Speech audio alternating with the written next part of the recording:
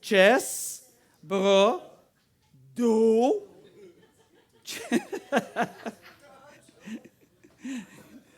On va regarder le message d'aujourd'hui qui va s'appeler « État presque neuf ». Parce que suite à la vidéo qu'on vient juste de voir de chest bras, on l'appelle la vidéo chest bras. Merci de partir le timer. On appelle la vidéo chest bras, chest bras. Là. Puis finalement, il a comme compris, lui, qu'il fallait faire fonctionner aussi les jambes, un peu. Alors, il s'est acheté un bicycle stationnaire. Mais, il est presque neuf. Puis là, il est à vendre. Vous avez déjà acheté, on va commencer comme ça, vous avez déjà acheté un article sur ce qu'on appelle aujourd'hui Marketplace. Tout le monde est familier avec Marketplace. Autrefois, c'était Kijiji, si vous êtes de 50 ans et plus. Moi, je connais que Marketplace. Puis, tu achètes sur Marketplace des articles qui sont presque neufs, parfois. Presque neufs, ou on va dire qui n'ont presque jamais servi. Le vendeur va décrire ça comme peu servi, en excellentes conditions, ou pire, il va dire jamais servi. Il l'a acheté, mais il ne l'a jamais utilisé. Si tu es un acheteur, ça devrait être avantageux pour toi. Parce que tu vas être capable d'acheter un produit qui est presque neuf ou qui n'a jamais servi à un prix pas mal moins cher que si vous l'achetez flambant neuf au magasin. Donc, tu devrais faire des bonnes économies. On est d'accord avec ça? Tu devrais faire des bonnes économies. Mais si vous êtes vendeur, puis là, vous cherchez à vendre un article dans cette condition-là, presque neuf, qui n'a jamais servi, ça veut dire aussi que si tu es le vendeur, c'est que tu as des grosses chances de vendre à perte. Parce que tu as acheté, tu ne l'as presque jamais utilisé, puis tu es obligé de le vendre à un prix pas mal moins cher si tu veux qu'on l'achète au lieu de l'acheter au magasin. On comprend bien ça. Donc, toi, en tant que vendeur, tu vas vendre un produit parce qu'il te sert pratiquement à rien. Il est flambant neuf, il ne te sert à rien, tu le vends. Je ne sais pas si vous avez des articles comme ça à la maison. Des articles que vous avez achetés. Hein? Moi, quand je préparais le message, il y en a deux qui m'est venu en tête. La crème glacée. J'ai une machine à crème glacée. J'ai une machine à crème glacée chez nous, mais je ne peux pas vous parler de celle-là parce que je n'ai pas eu l'autorisation de ma femme pour vous parler de ce sujet-là. Alors, ça, c'est très risqué pour ma vie. Alors, je ne toucherai pas à l'histoire de la crème glacée, de la machine à crème glacée. Mais, par contre, on a un autre article à la maison. Puis cet article-là, ça se trouve être justement, c'est pour ça qu'on a l'image qui est là, ça se trouve être un bicycle stationnaire. Je le voulais. Je le voulais avoir, ce bicycle stationnaire-là. Savez-vous combien de fois que je l'ai utilisé? 3 fois, 2 fois? 1 fois? 0 fois. T'as gagné. 0 fois. J'ai un magnifique bicycle stationnaire qui sert de porte-manteau dans mon solarium. Si vous voulez l'acheter, il est à vendre. Tu vas donner 25. Tu vas donner 25. 25 une fois, 25 une fois, 25 deux fois, 25 deux fois, ouais, 3 fois, 25 trois fois. Donc, on va parler du message dans quel état? L'état presque neuf. Pour commencer, pourquoi est-ce qu'on va acheter un objet où on va vouloir le vendre, mais pourquoi la raison qu'on a acheté, la raison pourquoi moi j'ai acheté mon bicycle ou que j'ai eu mon bicycle encore presque neuf, c'est pas parce que je ne croyais pas à ses avantages puis aux bénéfices. C'est parce que je ne l'utilisais pas. Je crois absolument à l'efficacité du conditionnement physique.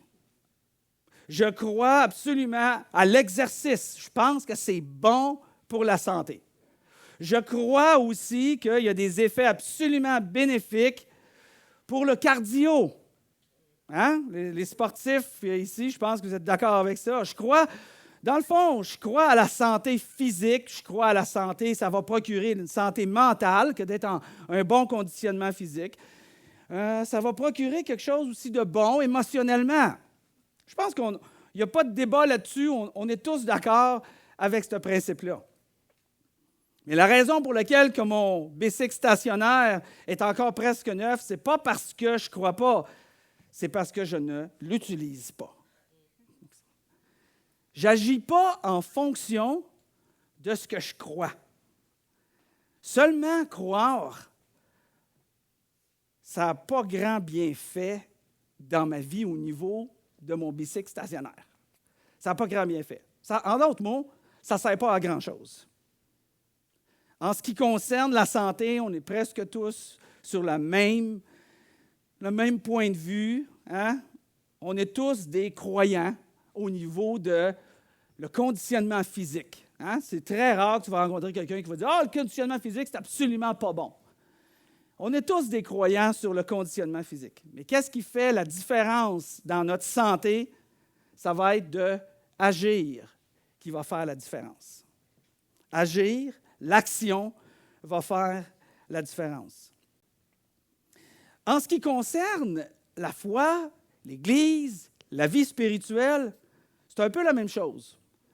Aujourd'hui, on célèbre notre 3e anniversaire de l'Accessible, avec une belle tempête de neige qui a fait que la moitié des gens n'ont pas été capables de se déplacer. Mais on est heureux que vous soyez là. On est heureux que vous soyez là. Absolument. Mais c'est la même chose pour nous. Agir, c'est ce qui fait la différence. Et quand on parle de l'Église, c'est comme ça que Jésus a fait en sorte que l'Église, l'ensemble des gens, le corps, si vous voulez, s'harmonise parfaitement. Et c'est l'objectif de Jésus-Christ au travers de l'Église.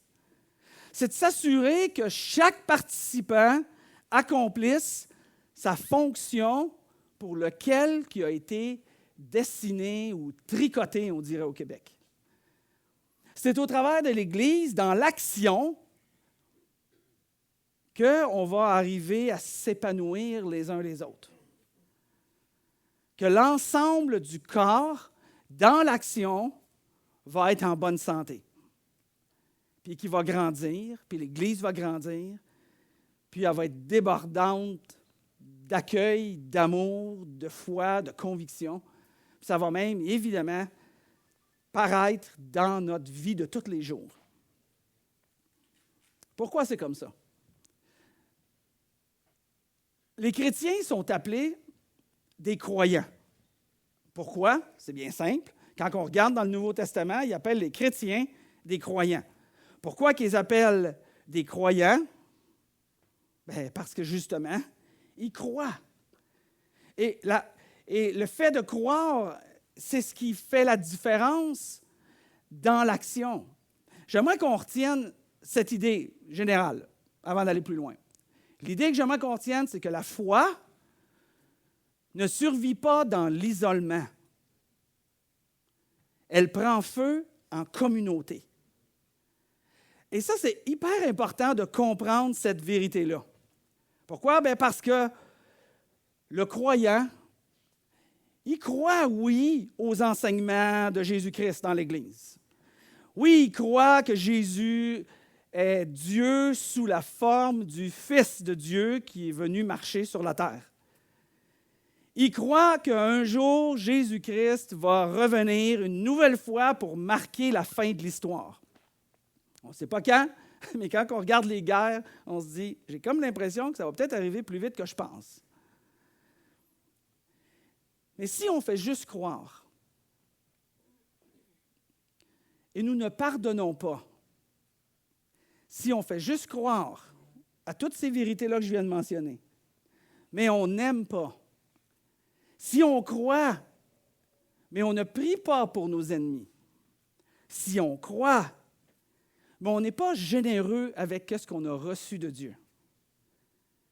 Si on croit et on place nos intérêts avant ceux des autres, on devient comme mon bicycle stationnaire, presque neuf, avec peu d'utilisation. Jésus veut éviter qu'on tombe dans ce piège-là, un piège très souvent nourri par la culture, d'être éloigné de Jésus-Christ et de la communauté de l'Église. Puis quand je parle de l'Église, je ne parle pas juste le rassemblement ici, je parle de l'ensemble des croyants sur cette planète, qui est la Église universelle. Une seule Église, un seul corps. Alors Jésus veut éviter qu'on tombe dans ce piège-là de ne pas agir. Alors il nous a donné 2 mots. Il a utilisé 2 mots pour qu'on évite de limiter notre foi qu'à croire. Et ces 2 mots-là sont suivants. Suis-moi. Jésus disait à ses disciples, disait à les gens qu'il rencontrait, il disait, suis-moi. Pourquoi? Parce que suivre Jésus est ce qui rend ta vie meilleure et te rend meilleur à la vivre, cette vie-là. Suis-moi, c'est ce que Jésus a dit. Mais on ne peut pas suivre Jésus si on décide de vivre de façon isolée du restant des croyants. Ça ne fonctionne pas, ça. Ça ne fonctionne pas de vivre dans l'isolement. Tu peux croire, absolument, tu peux croire de façon complètement isolée. Tu peux croire ce que tu veux croire, indépendamment de quiconque croit, qu'est-ce qu'il veut, ayant aucun compte à rendre à qui que ce soit. Oui, tu peux croire, mais tu vas rester presque neuf, peu utilisé, parce que c'est au milieu d'une communauté qu'on arrive vraiment à être à son meilleur.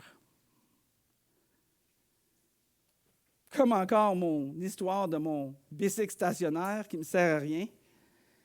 Qu'est-ce que je fais avec mon bicycle stationnaire quand il ne sert plus à rien? Je vais faire quoi avec, comme on disait tantôt? Je vais le revendre, je vais le donner, je vais le passer à un autre. Échanger comme un bicycle. Oui, ça pourrait peut-être marcher. Jésus a dit ça d'une autre manière, lui. Il a dit, on donnera à celui qui a, et il sera dans l'abondance. Mais à celui qui n'a pas, on enlèvera même ce qu'il a. Et c'est ce qui arrive quand on vit notre foi, notre vie chrétienne, dans l'isolement. Puis je vais vous expliquer dans une seconde, vous allez comprendre ce que je veux dire un peu plus avec l'isolement. Quand on parle d'isolement, c'est la pensée isolationnisme. C'est quoi ça? C'est la pensée qui dit « j'ai pas besoin des autres ». Pourquoi? Peut-être parce que c'est un mode de défense. Peut-être parce que tu as vécu de mauvaises expériences puis tu ne veux pas avoir le besoin des autres. Peut-être parce que tu as été trahi. Peut-être parce que tu es insécure et tu es méfiant. Peut-être que tu as juste l'attitude d'être un protectionniste. L'apôtre Paul, qui a écrit la moitié des pages du Nouveau Testament sous forme de documents puis qui nous a laissés aujourd'hui, l'apôtre Paul explique dans ses lettres qu'il écrit aux églises comme la nôtre, de suivre Jésus et que de suivre Jésus est quelque chose de relationnel et non pas d'individuel. La foi se vit relationnellement et non pas individuellement. Et c'est ce qui fait la différence entre juste croire et agir parce qu'on croit. Et Paul nous dit, cette idée-là de relationnel, il sort une petite liste à un moment donné. Puis dans sa petite liste, il veut nous faire comprendre qu'on fonctionne bien, on fonctionne mieux, puis on est meilleur les uns pour les autres et à vivre cette vie lorsqu'on est ensemble, lorsqu'on est relationnel. Il fait sa petite liste, il dit, pardonnez-vous les uns les autres. Il est en train de dire que je ne peux pas arriver à pardonner si je ne suis pas en communauté avec l'autre. Est-ce que l'autre va m'offenser à un moment donné? Bien sûr. À un moment donné, il m'a offensé. À un moment donné, je vais l'offenser. Mais il dit pas, « Ah ah, chacun de votre côté, toi dans ta chambre, puis toi dans ta chambre, vous ne vous voyez plus, vous ne vous pardonnez plus. » Non, c'est pas ça qu'il dit.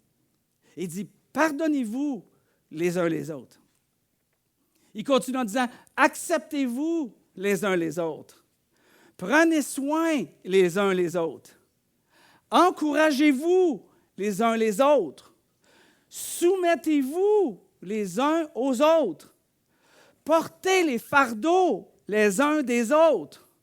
Supportez les uns les autres. » Est-ce que ça, c'est possible de faire ça en étant isolé simplement dans notre foi? Simplement parce que nous, on croit, mais on n'est pas impliqué dans un contexte qui demande d'être en communauté? Non, ce n'est pas possible d'y arriver. Une église ne se bâtit pas, l'accessible, ce n'est pas bâti, et les églises, depuis la création de Jésus, ne se bâtissent pas absolument dans l'isolement. Ce n'est pas suffisant de croire en privé. J'entends ça souvent que les gens disent « mais moi, je crois, moi, j'ai ma foi et je la vis moi-même, et ça se passe entre moi et Dieu. » Croire en privé, c'est ce qu'on appelle une chrétienté verticale. Ça se passe entre toi et Dieu. OK, entre toi et Dieu, c'est une relation, c'est une chrétienté verticale. Tu as une chrétienté verticale dans ta relation avec Dieu. Mais ça, ce que ça fait, c'est que ça va produire possiblement une personne moralement bonne. Hein? Respecte les règles, puis elle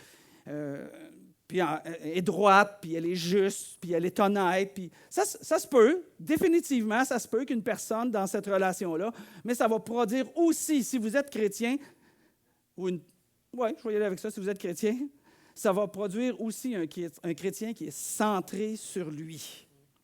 Complètement centré sur lui. Pourquoi? Parce que ce qui compte pour lui, c'est lui puis Dieu. Sa relation verticale. Ce n'est pas comme ça que Jésus nous demande de vivre notre vie. Ce n'est pas comme ça qu'il nous demande de vivre notre foi. Et ce n'est pas comme ça qu'il fait en sorte qu'on est capable de vivre aujourd'hui 3 ans de célébration. Ce n'est pas parce qu'on l'a fait verticalement ou uniquement verticalement. Parce que si on l'avait fait uniquement verticalement, vous ne seriez pas ici. Puis on n'aurait pas fait 3 ans. Croyez-moi, on aurait fermé au bout de 6 mois. C'est parce qu'à un moment donné, il y a quelque chose qu'on comprend, que notre société n'arrive pas à comprendre, qu'on ne vit pas que pour soi-même. Je vous rajouterais même, parce que je suis généreux et je suis gentil en disant ça, on ne vit pas pour nous. On devrait vivre pour les autres. C'est l'exemple que Jésus nous a laissé. Il a tellement aimé le monde. Qu'est-ce qu'il a fait? Il a tellement aimé le monde qu'il a donné sa vie à la croix pour que nous, on puisse avoir une relation avec le Père. C'est quelque chose. J'aimerais ça qu'on regarde un passage pour être encore plus... que vous compreniez l'idée que je veux développer, que je ne l'ai pas inventée, cette idée-là. Ce n'est pas une philosophie que j'ai inventée, puis ce n'est pas de la psychologie qu'on va retrouver dans des livres nécessairement. Surtout aujourd'hui. Je trouve que la psychologie s'éloigne énormément de ce que les enseignements, puis les principes, puis les valeurs de Dieu. Regardez dans le monde dans lequel on vit. Je pense que c'est assez convaincant.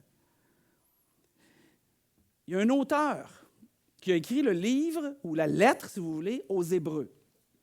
Ce qu'on appelle souvent le livre d'Hébreux, ou dans le Nouveau Testament. C'est une lettre qui a été écrite par un auteur inconnu. C'est pas dit, un homme, une femme, inconnu, qui a écrit aux Hébreux, c'est-à-dire qui a écrit aux chrétiens qui sont d'origine juive. Probablement que l'auteur a écrit à des Juifs qui étaient possiblement en Israël, et l'auteur se retrouvait possiblement en Italie, selon certains indices qu'on retrouve dans la lettre aux Hébreux du Nouveau Testament. Et l'auteur explique pourquoi la communauté de l'Église, c'est le résultat d'une relation verticale avec Dieu et une relation aussi horizontale avec les autres. Et c'est comme ça que l'Église subsiste. Regardez le texte qui dit.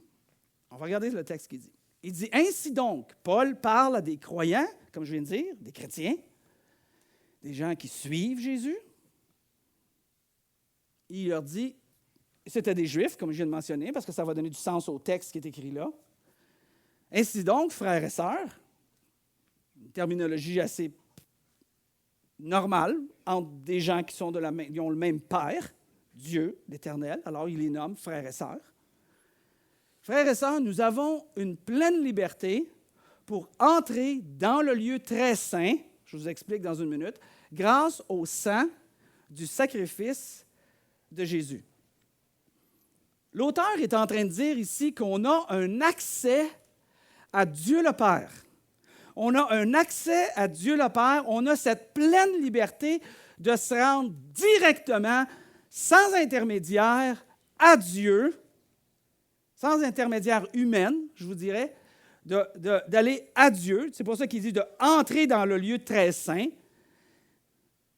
grâce au sacrifice de Jésus. Pourquoi il parle grâce, un lieu très saint, le sacrifice de Jésus? Pourquoi il utilise ces termes-là? Parce qu'il fait référence au temple. Vous savez, c'est des Juifs. Des Juifs offraient des sacrifices dans le temple. Et c'était comme ça qu'ils recevaient l'approbation de Dieu le Père.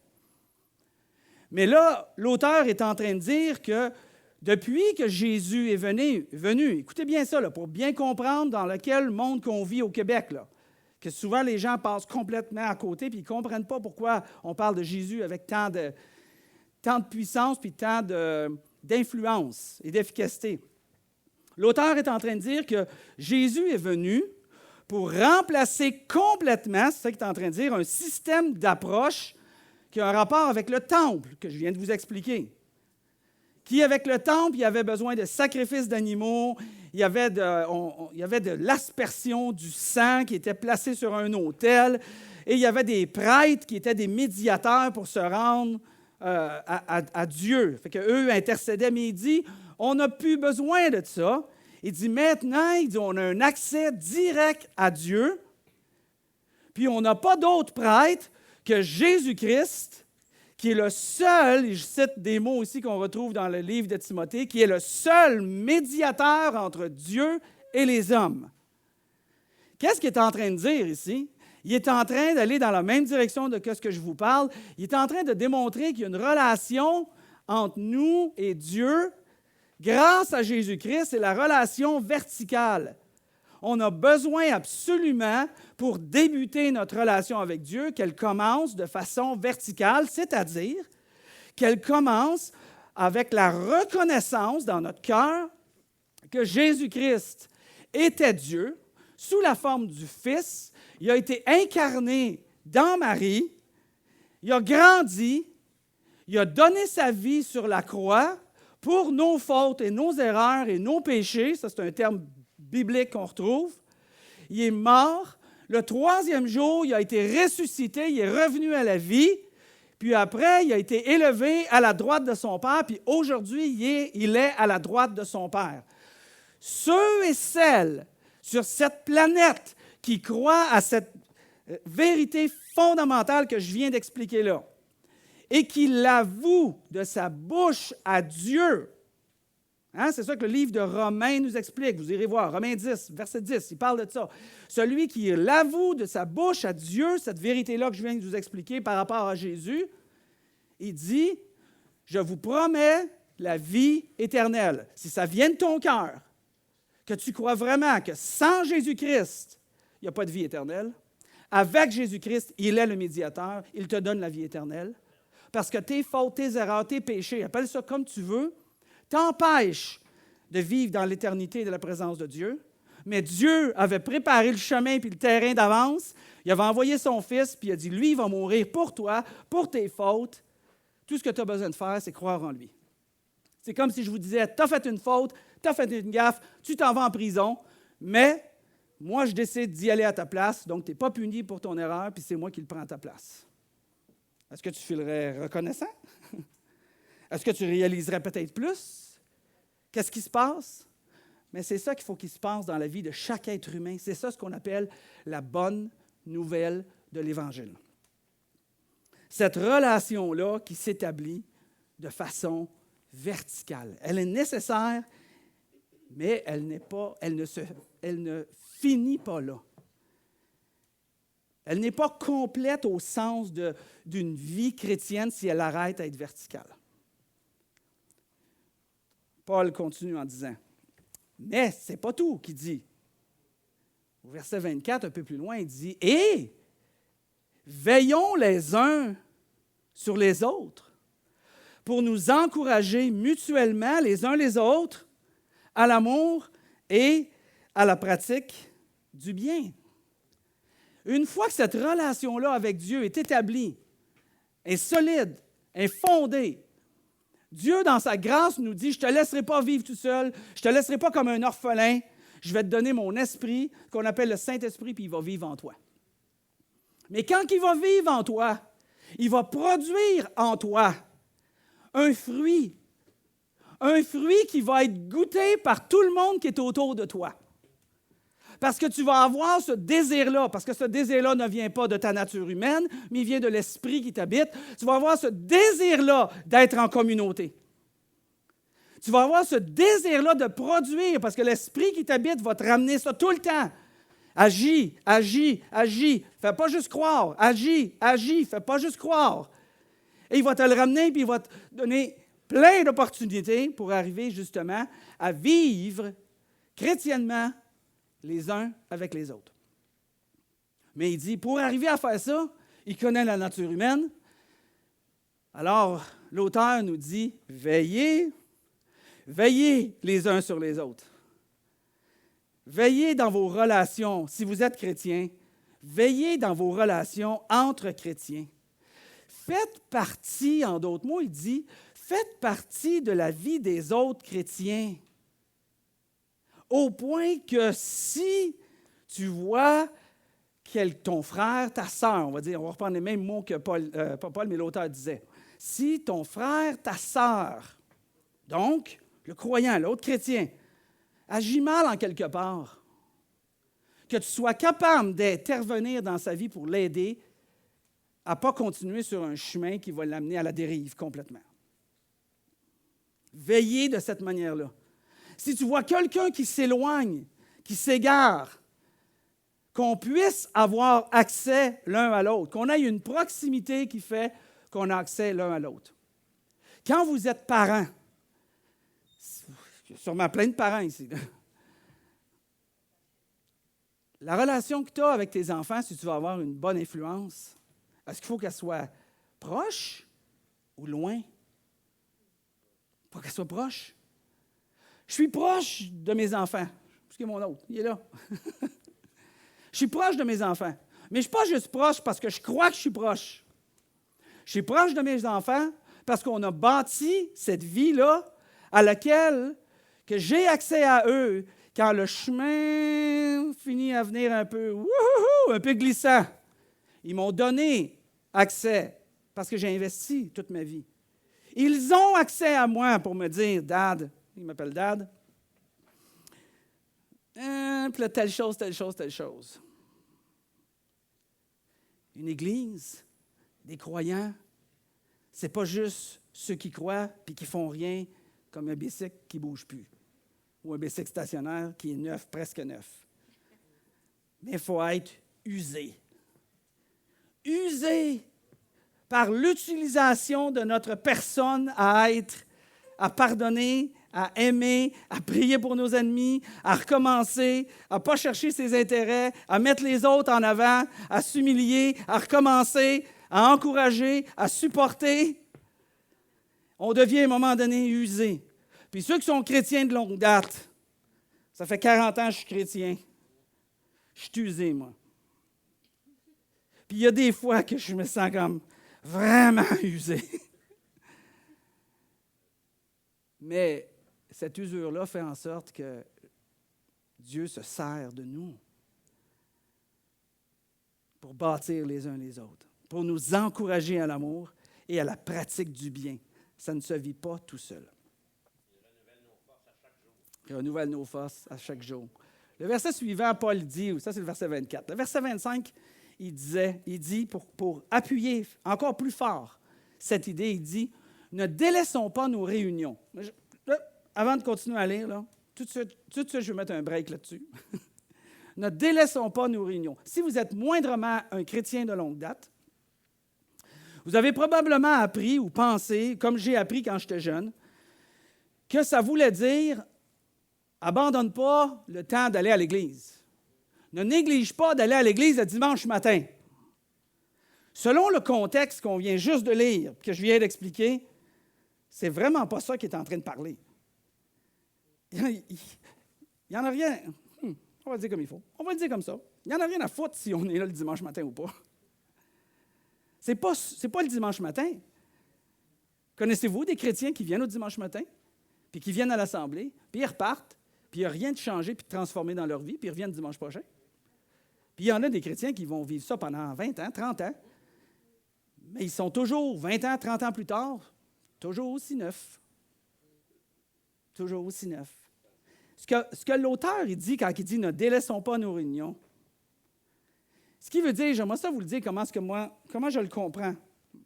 Il dit, dans le prochain diapo, on reviendra sur celle-là après. Ce qu'il dit à nous, selon le contexte qu'on vient de parler, des uns des autres, il dit, n'abandonne pas le développement de tes relations avec les autres. Hein? Quand il dit, ne délaisse pas nos réunions. Quelles réunions? Nos rencontres, nos connexions entre chrétiens. N'abandonne pas le développement de tes relations avec les autres, comme certains, parce que c'est ça le texte qui dit, comme certains ont malheureusement pris la mauvaise habitude de faire et pensent qu'ils sont corrects avec Dieu. Il dit, puis je reviens, alors si on peut revenir juste à l'autre avant, il dit, ne délaissons pas nos réunions. Nos réunions, comme je vous dis, fait référence à le développement des relations personnelles les uns envers les autres, de veiller les uns sur les autres. Ne délaissons pas ces genres de rencontres-là. Soyons dans la vie des autres. Comme ceux qui ont pris l'habitude de faire ça, puis tout ce qu'ils vivent, ils vivent leur vie chrétienne tout seuls aux autres. Ils viennent à l'église, puis ils s'en vont, puis ils repartent. Ils ont aimé l'expérience, puis ils sont partis, puis ils ne reviennent plus. Il dit, tombez pas dans cette habitude-là. Tombez pas dans cette manière de vivre-là, avec indifférence, avec nonchalance. Il dit, c'est pas bon pour vous. C'est ça qu'il est en train de dire. Il dit, au contraire, encourageons-nous. Si je veux que tu m'encourages, il faut que tu sois là. Si je veux que tu m'encourages, il faut que tu sois là. Si tu veux que je t'encourage, il faut que tu sois là. Si tu veux que je te prêche, il faut que tu sois là. Si je veux être prêché par toi, bien, il faut qu'on se rencontre. Il faut qu'on bâtisse. Il faut qu'on ait besoin les uns des autres. Il faut qu'on vive ensemble. L'Église, ce n'est pas un événement. Oui, c'est une expérience extraordinaire, puis on essaie de le rendre extraordinaire. Mais c'est bien plus qu'un événement. C'est une transformation de vie. Pour que tu sortes ici complètement différent, changé. Christ vivant en toi, l'Esprit de Dieu qui t'habite, avec une passion, un cœur, un feu, pour non seulement revenir, mais vivre ta vie chrétienne jour après jour, de façon que tu deviennes un chrétien usé.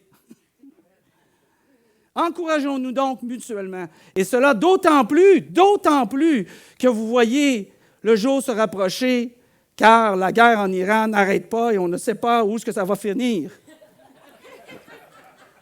OK, j'ai peut-être ajouté. Je pensais que je l'avais écrit. Non, mais on ne sait pas où est-ce que ça s'en va, cette vie-là. Hein? On ne sait pas où la vie s'en va. Puis on ne sait même pas si nous, on va être encore vivants demain. On a eu de la mortalité cette semaine. Il y a des gens sur le Ben qui ont eu de la mortalité proche de eux cette semaine, qui ne s'attendaient absolument pas, jeunes. Vous en connaissez. On en connaît tous des gens jeunes. J'ai perdu ma sœur. Elle avait 42 ans. Puis je ne m'attendais absolument pas à ça. Jésus nous dit, t'es mieux d'être prêt.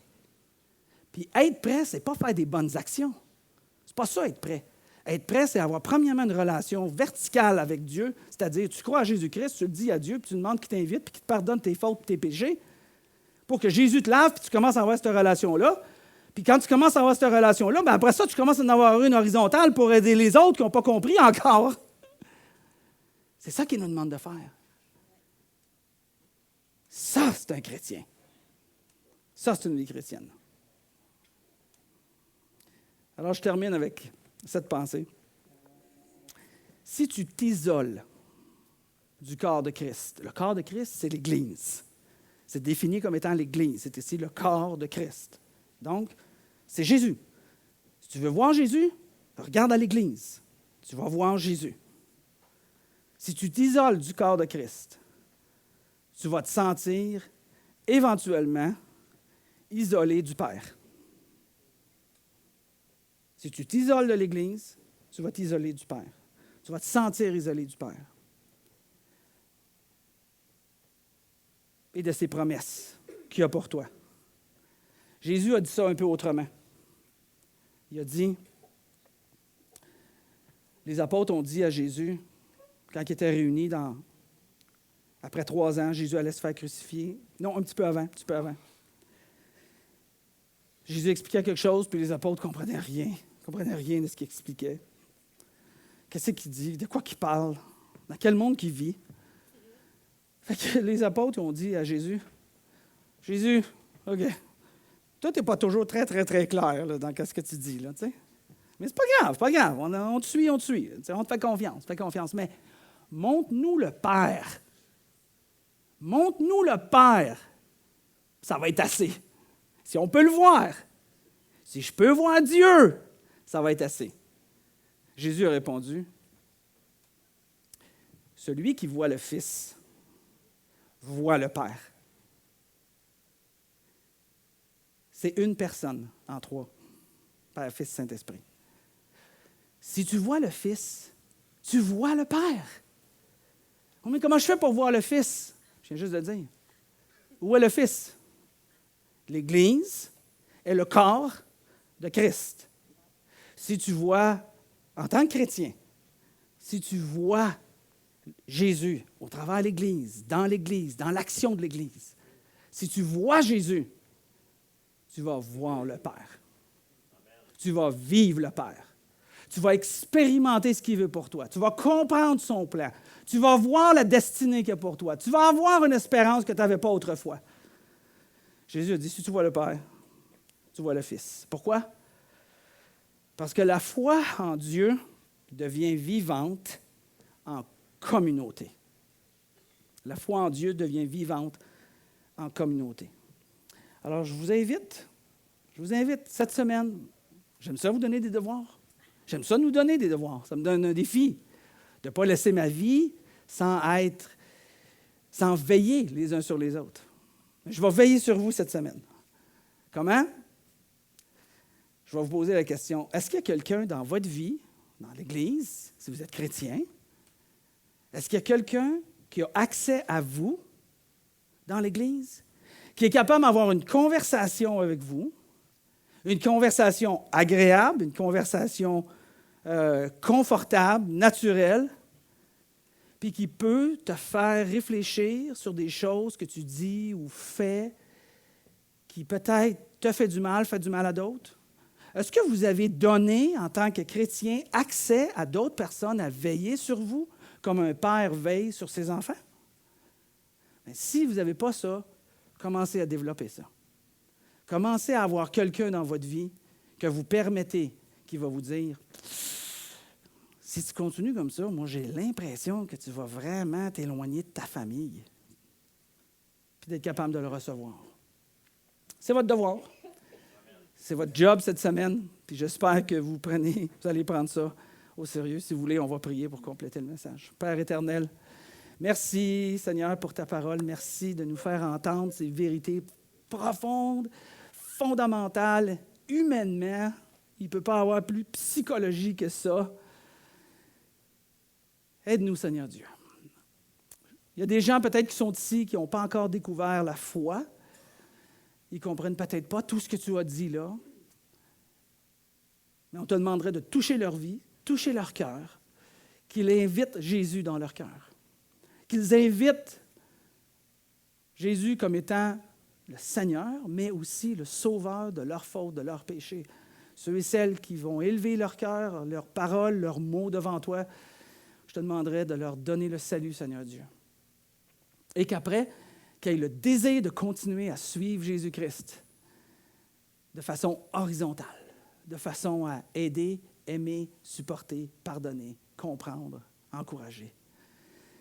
Merci de nous aider, Seigneur, à être les exemples, les modèles qu'on retrouve en Jésus-Christ pour cette vie. C'est en Jésus qu'on te prie, Père. Amen.